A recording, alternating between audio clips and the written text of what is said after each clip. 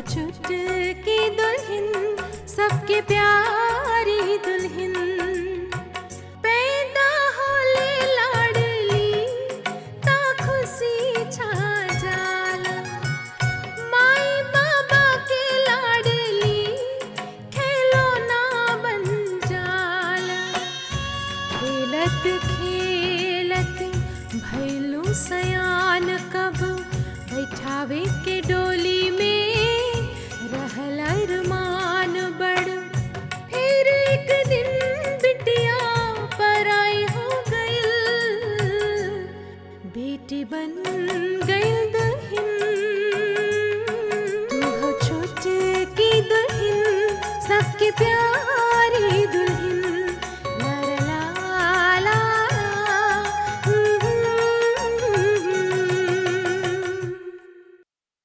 सुहाग रात के दिन आपन बीबी के छोड़ के ओकर पास आगिल बाड़ा तब वो समझ जाई कि ओकर दिल में तोहार कितना प्यार बा।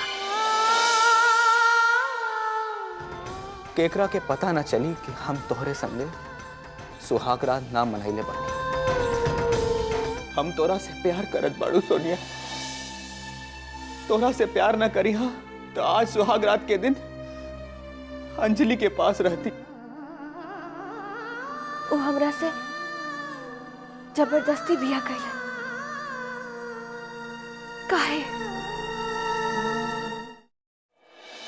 अच्छा, तोहार छोटकी माई कैसन बिया? सुंदर बिया। और तोहरा के कैसन लागल? बढ़िया। एक बात बताई? हाँ हाँ बतावा। बिया में नाचे से बापूजी की कमर मुचक गई रहे। अच्छा? हाँ, उनका कमर खूब दर्द हो गई रहल। फिर का भइल? फिर छोटकी माई हमनी के दुआ दिलन, उसे बापूजी की तरह ठीक हो गई। अरे वाह, तोहार छोटकी माई तो कमाल के बा। हम उनका बोलब कि दादी का घुटमन दुखला तेने ठीक कर देई। अरे अभी ना, उनकरा से कोनो काम नहीं खे करावे के बा। ठीक बा। अब हम खेलने जाएं दादी? हाँ जा। छोटकी माई के साथ खेली? कैसे खेलबा? छोटकी माई तो राजे चाचा के कमरे में सुतल बाड़न। जब जाग जाइए तब खेलिहा। ठीक बा। अरे सुना, हाँ? तनी बाकी के भेज दिहा। जी दादी।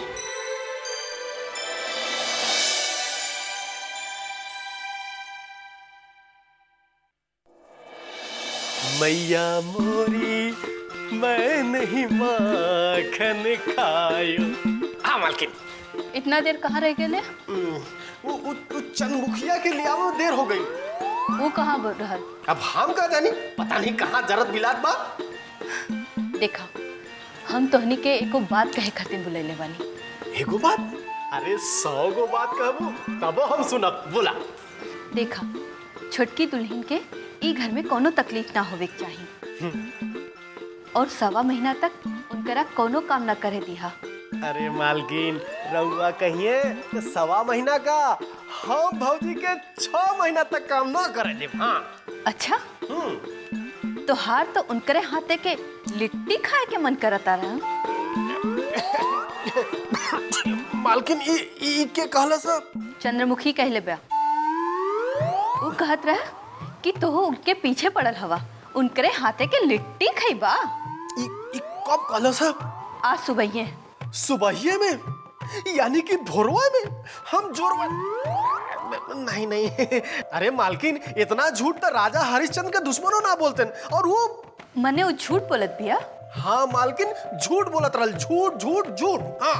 अच्छा, तुहा के हम सब जानीला। अगले बार तुहार शिकायत मिली तो 100 दाई दंड बैठक करवाई। मालकिन, हम हाथ जोड़तानी, गोड़ परतानी, कोनो भी दंड दा, लेकिन दंड बैठक ना कराई हमसे। काहे?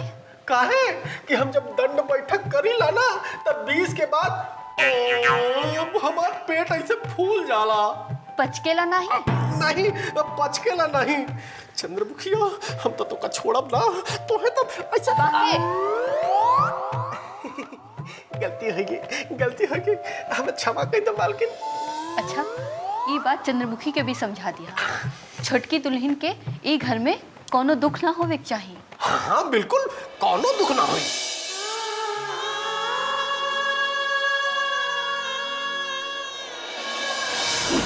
सो जा सो जा सो जा, जागे के जरूरत नहीं के, सो जा सो जा।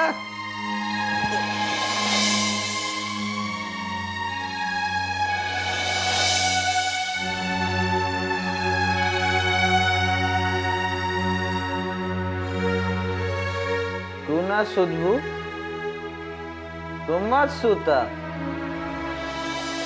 हम तो सुतब। Good night.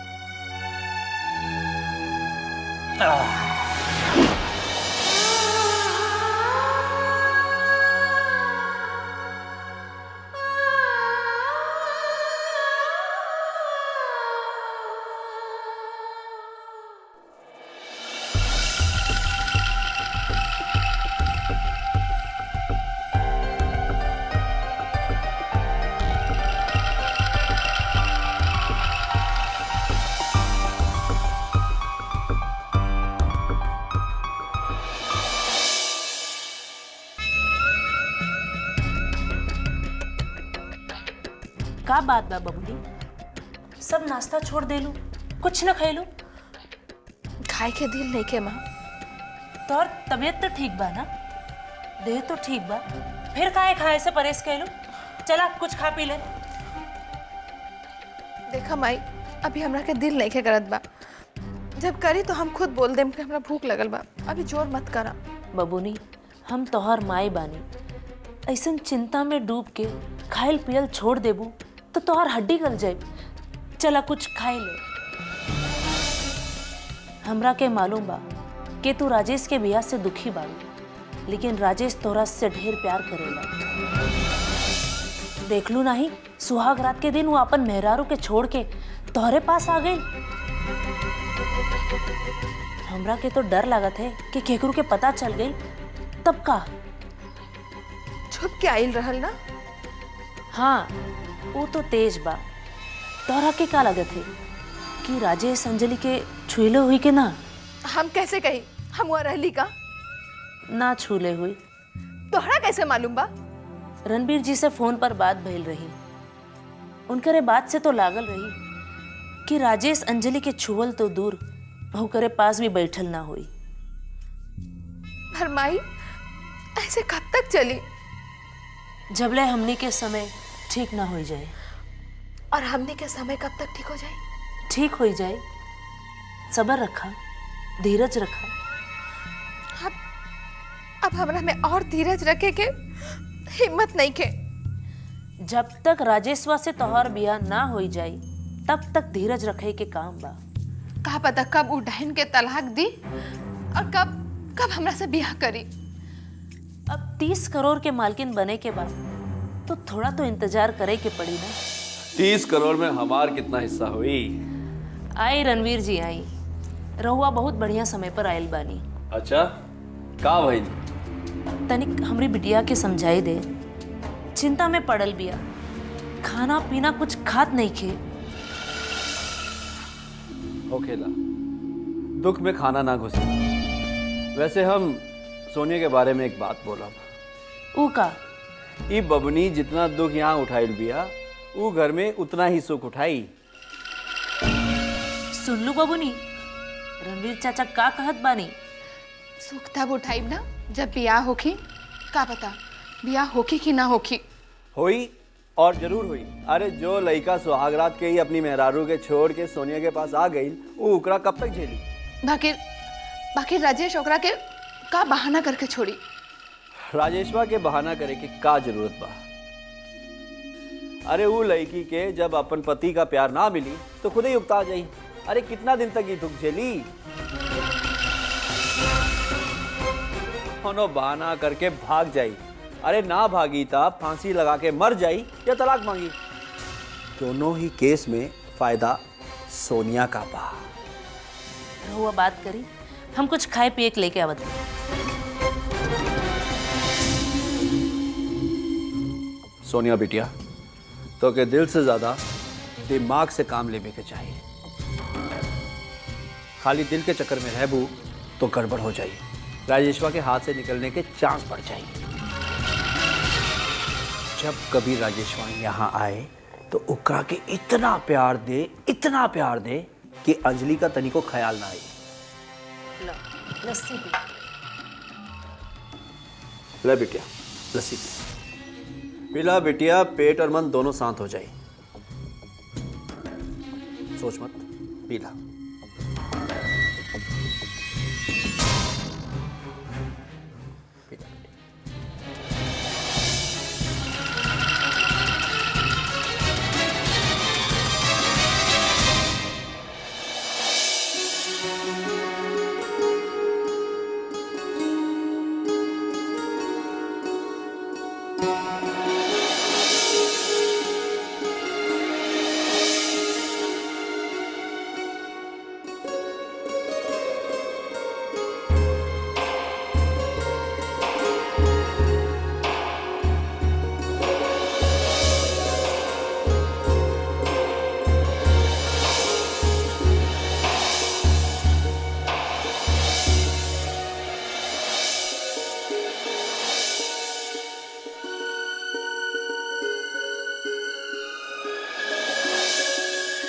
अरे दुल्हन, इतना जल्दी जाग गेलू?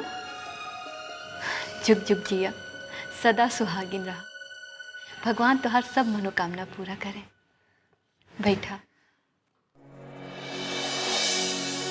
माई, भोला, हमरा के एगो और आशीर्वाद चाहे।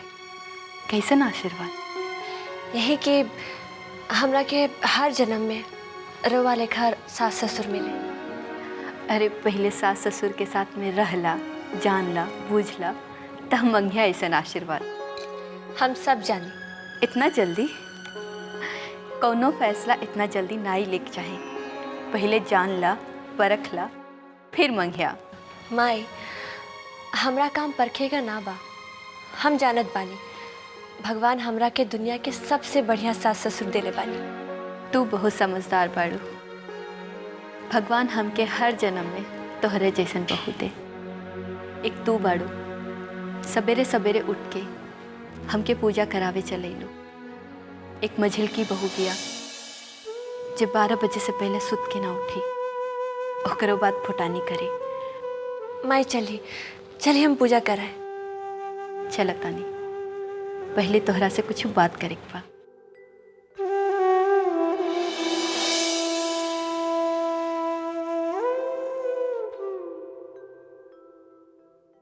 देखा दुल्हन, 1.25 महीना तक तू कौनो काम ना करबू।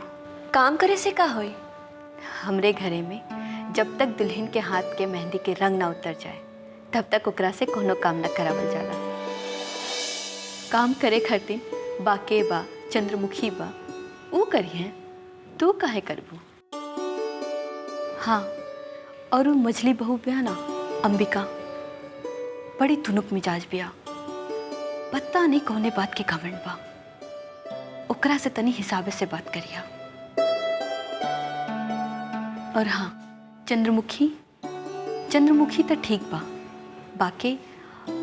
बाके भी ठीक बा, काम वाम ठीक से कर लेला, पर बात ज़्यादा करेला। थोड़ा ज़्यादा बोलबू तो माथा पर चढ़ जाई।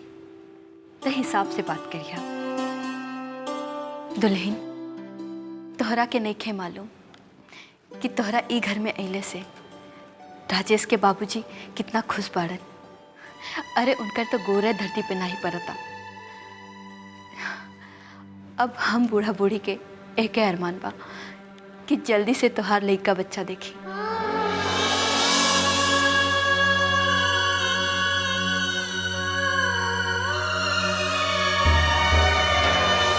देखा अंजलि, तो के एक बात साफ साफ बता देत बानी ताकि तोहार भ्रम दूर हो जाए।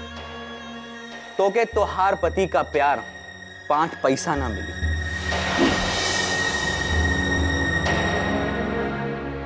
का सोचे लगलू? कुछ ना। अच्छा एक बात बतावा, सच सच बताइया, राजेश तोहरा के राती ज्यादा तंग त ना केले ना? सच बोलत बाड़ू ना? वैसे को बात कही, राजेश के बिया तो हो गइल बा, लेकिन उनकर ज्ञान लइका जैसन बा। दुनियादारी का होखेला ये सब ना जाने ला। केकरा से कैसे बोले के चाही, का बोले के चाही, ये सब ना बुझेला। ये सब सिखावे के जिम्मेदारी अब तो हार है। ठीक बा?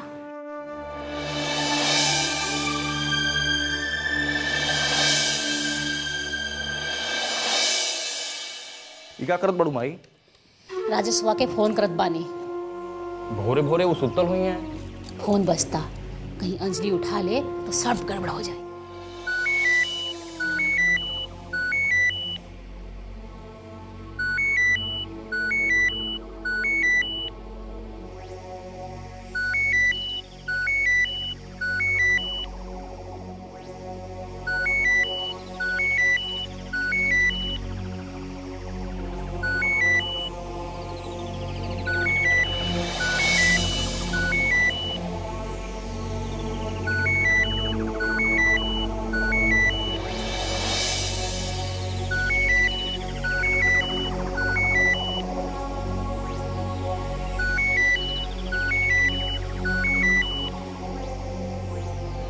का चाचा इतना भोरे भोरे फोन करत बाड़ा? का बात बा? राजेश बेटवा, हम तुम्हार चाची बोलता नहीं, तनिक हमारे कमरा में आवा, तो उसे बहुत जरूरी बात करे के बड़ा। जे बोले के बा फोन पर बोल दा। अभी तक ठीक से नींदो नहीं खुलल बा।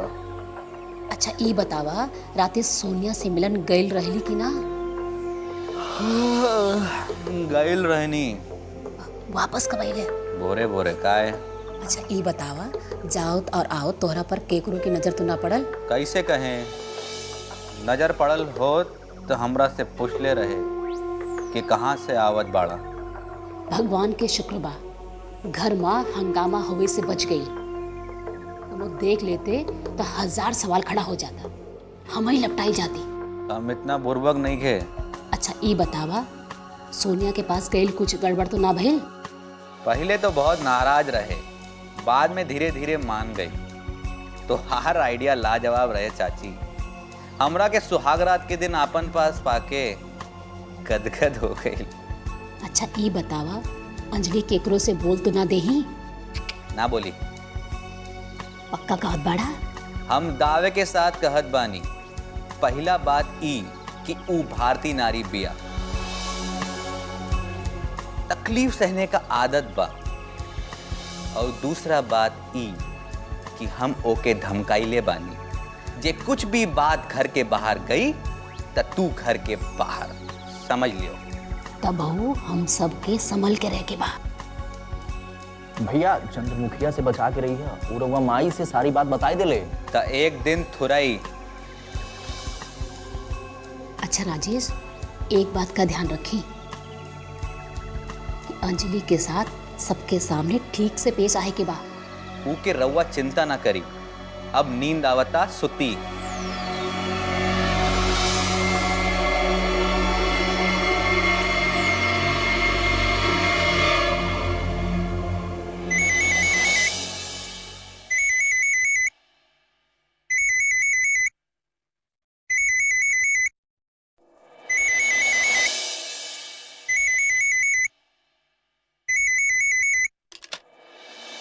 हेलो हेलो बबुनी,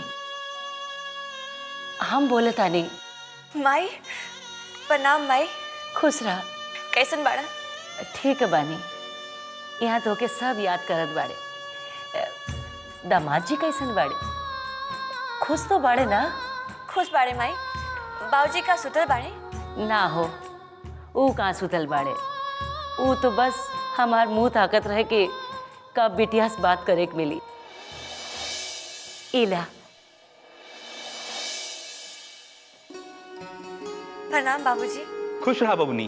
वहाँ सब कुशल मंगल बा ना? रवा के आशीर्वाद बा बाबूजी, सब कुछ ठीक बा, हमहू ठीक से बानी।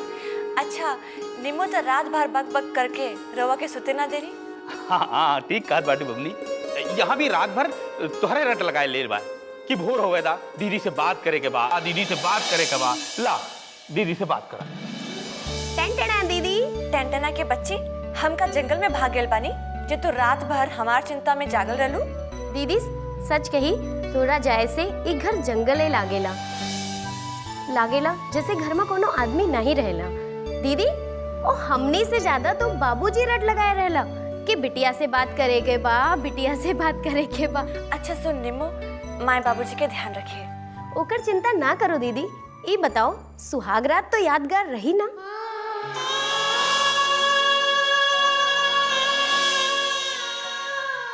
दीदी कहाँ भइल? यादगार रही, बहुत यादगार रही।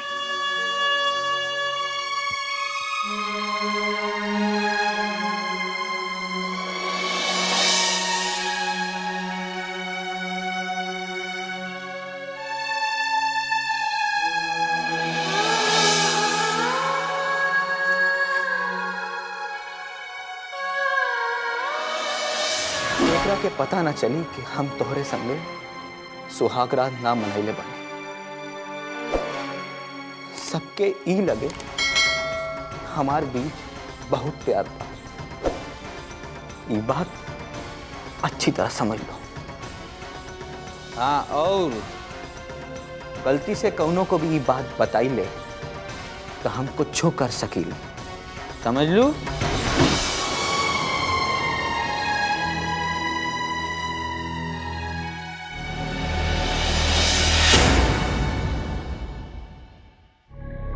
हम चाहत बानी कि तू और अंजलि हम सबसे अलग हो जा। नहीं बहुरिया हूँ, काम जिन करा, बैठ के खाली ऑर्डर दा बस। काहे? वो महारानी बाका जो काम ना करी और सिर्फ ऑर्डर दे। तू हो चुटकी दुल्हन, सबके प्यारी दुल्हन। तू हो चुटकी दुल्हन, सबके प्यारी दुल्हन। मंगिया से नूर शोभे सजना के नाम के। रखी है तुमान अपना घर संसार के। मंगिया से नूर शोभे सजना के नाम के। रखी है तुमान अपना घर संसार